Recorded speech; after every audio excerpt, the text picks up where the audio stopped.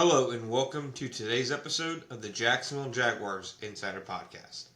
My name is John Shipley. I am your host and beat reporter, and I have been your beat reporter, covering the Jacksonville Jaguars for On SI every single day since August 2019, and we are continuing to move forward through yet another season together. As always, you can find our 100% free, 24/7, boots on the ground Jaguars content when you find us on social media such as Facebook or Twitter at Jaguars on SI. You can also find us at www.si.com/NFL/Jaguars. Alright folks, welcome to today's episode of the Jacksonville Jaguars Insider Podcast.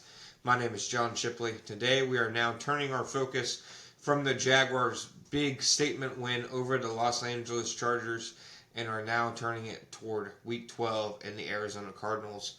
I firmly think this game can't be understated for the Jaguars. This is a game that, if the Jaguars do what they're supposed to do, and on team, they're a better team than Arizona Cardinals. On paper, they're a better team than the Arizona Cardinals. On paper, they have the advantages in all the areas that you need to. Quarterback, head coach, defense. This Arizona team has struggled all season long. It's not a secret. But ultimately, the ramifications of what this game could look like for the Jaguars make this a critical game. In the same week that the Jaguars are facing the Cardinals, there is an extremely important game going on elsewhere in the AFC. The Indianapolis Colts, who are currently 2 games ahead of the Jaguars in the AFC South, playing the 5-5 Kansas City Chiefs, who are 1 game behind the Jaguars in the wild card race. Really 1.5 games due to the head-to-head tiebreaker the Jaguars have over Kansas City. As long as the Jaguars take care of business in the desert, they are a winner of that Chiefs and Colts game, no matter the outcome. Either the Chiefs win, stay a game and a half behind the Jaguars like they already are,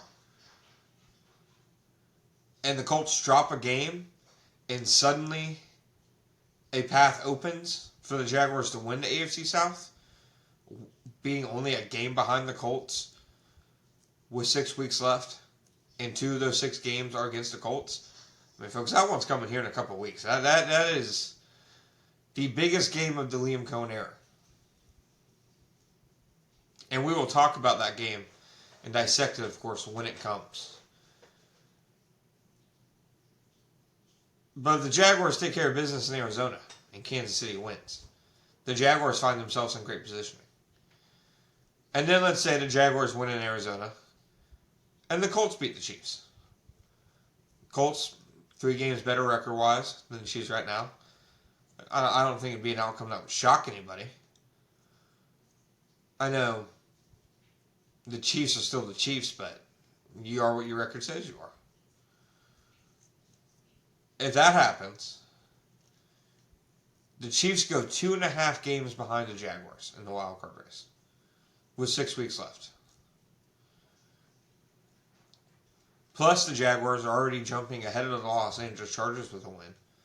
So they'd not only be 2.5 games from the Chiefs, they'd be in the 6th seed as opposed to the 7th.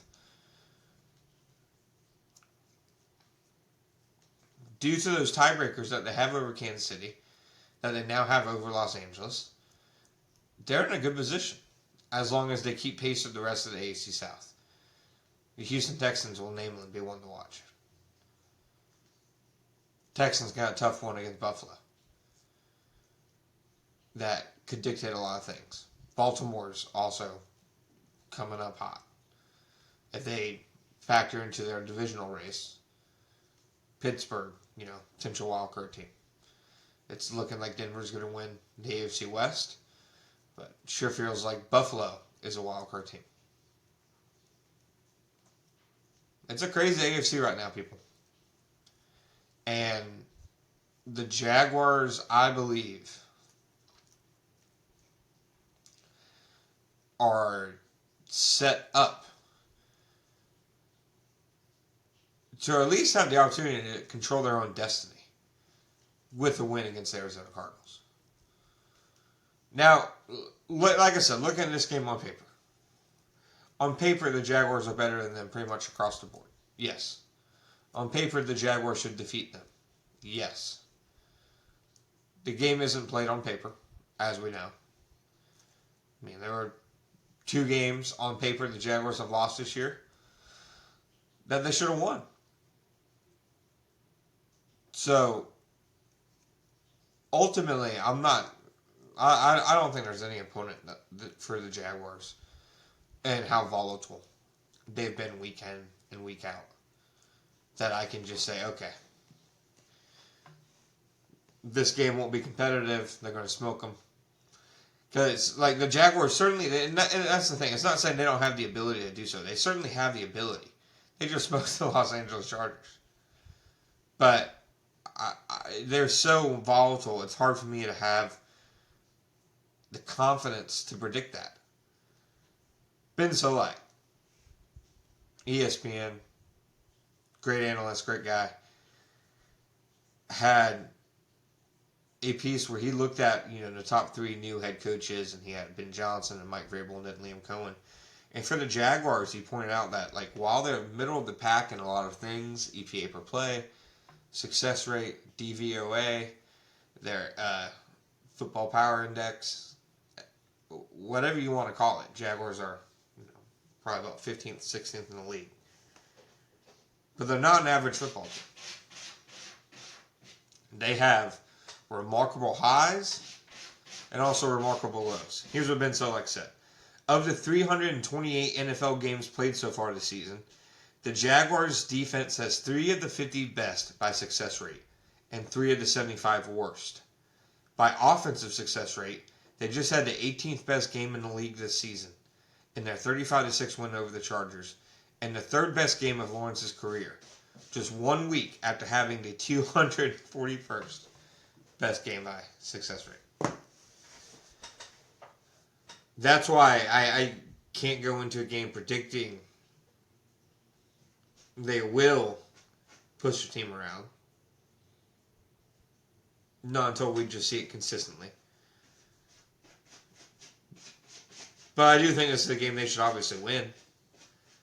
I think the Cardinals definitely have, a lot of talent in a lot of key areas.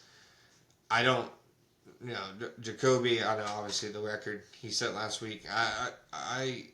He is who he is as a quarterback. He's obviously not like an elite guy or whatever, but he's a very serviceable starter. He's not even close to the worst quarterback that they still have to face. That's Jets. Obviously, Cam Ward's numbers are awful this year. He's a really talented guy, but he's probably been the worst guy who has started every game since week 1, just number-wise. And then, obviously, Bo Nix. So, this is a game that, again, the Jaguars were a normal team, and they kind of played to expectations each week. It'd be kind of a ho-hum matchup, I think. But they aren't. That's just not what the Jaguars are. It's not what the Jaguars have ever been, my time covering them. It's not what I expect them to ever be. They're at the very least interesting. It wouldn't surprise me if this is another one-score game. They've had a lot of those this season. But ultimately, this is a game that as long as the Jaguars do what is expected of them, do what they're capable of, they'll be in a good position when we come back here and talk next week. When they have 6 games left. And they've played the tough part of their schedule. That's not to say there isn't a tough stretch coming up.